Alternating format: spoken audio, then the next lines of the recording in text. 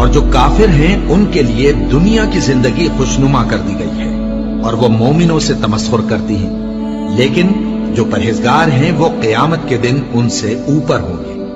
اور اللہ جس کو چاہتا ہے بے حساب رزق دیتا ہے۔ زین للذین کفروا الحیات الدنیا، اصل کانٹے کی بات اب یہاں آئی ہے، اور یہ خاص طور پر میں نے پچھلے 2-3 جمعوں میں یہ جو جس کو میں کہتا ہوں کہ دجالیت، coming events cast their shadows before, وہ دجال اکبر جو ہے اس سے پہلے یہ دجالیت کے سائے جو آ چکے ہیں، ان دجالیت کے سائے ان کا جو کیا ہے اصل لب لباب کیا ہے کہ حیات دنیاوی مزین سے مزین تر ہوتی جا رہی ہے، ٹھاٹ باٹ عیش، اسکائی اسکریپرز، 102 بلڈنگ کی عمارت کھڑی ہو، منزلہ 102 منزلہ عمارت، آدمی کی جو ٹوپی گرتی ہے اس کو دیکھتے ہوئے اگر اس کے نیچے کھڑے ہو کر، اور کاروں کی ریل پھیل، اور جو کچھ وہاں پہ چمک دمک جو ہے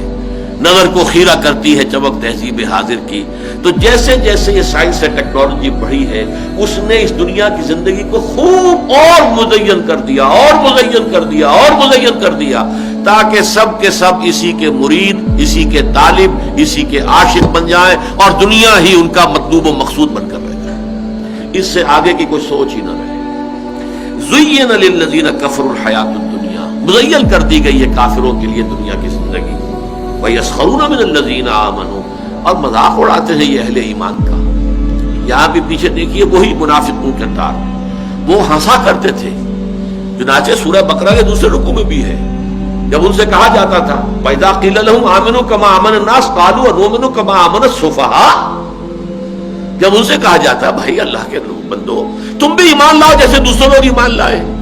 وہ تو ایمان کے لیے اپنا سب کچھ تن من دھن دینے کے لیے ہر وقت تیار ہے، یہ تمہیں کیا ہو جاتا ہے؟ تو وہ کہتے تھے کہ کیا ہم ایسے ایمان لائیں جیسے یہ بے وقوف لوگ ایمان لائیں؟ یہ تو بے وقوف ہے، سفہاء ہے، انہیں اپنے خیر کی فکر نہیں، اپنے شر کا خوف نہیں، اپنے مفادات کا کوئی خیال نہیں، اپنے مستقبل کا، اپنے کیریئر کا کوئی خیال نہیں، اپنی اولاد کی مستقبل کی فکر نہیں، کچھ نہیں۔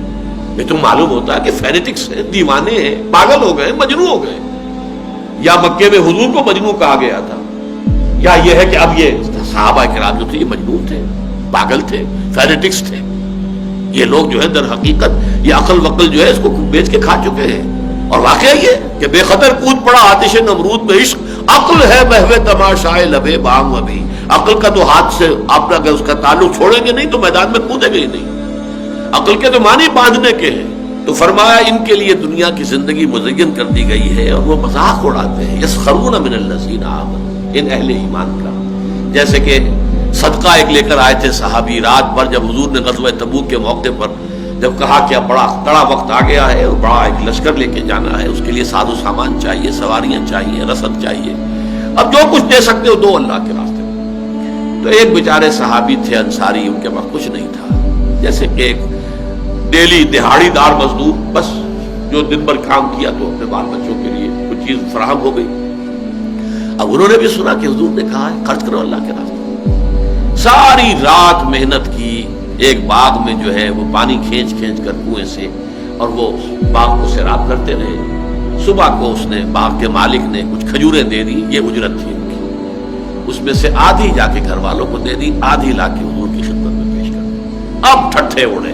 منافقین بیٹھے ہوئے تو چودھری وہاں پہ، ہاں جی ہاں یہ ان کھجوروں کے بغیر تو یہ مہم سر ہو ہی نہیں سکتی۔ واہ واقعہ کیا کہنے ہیں، جب مذاق اڑ رہا ہے ان کا، حضور نے ان کی یہ توقیر کی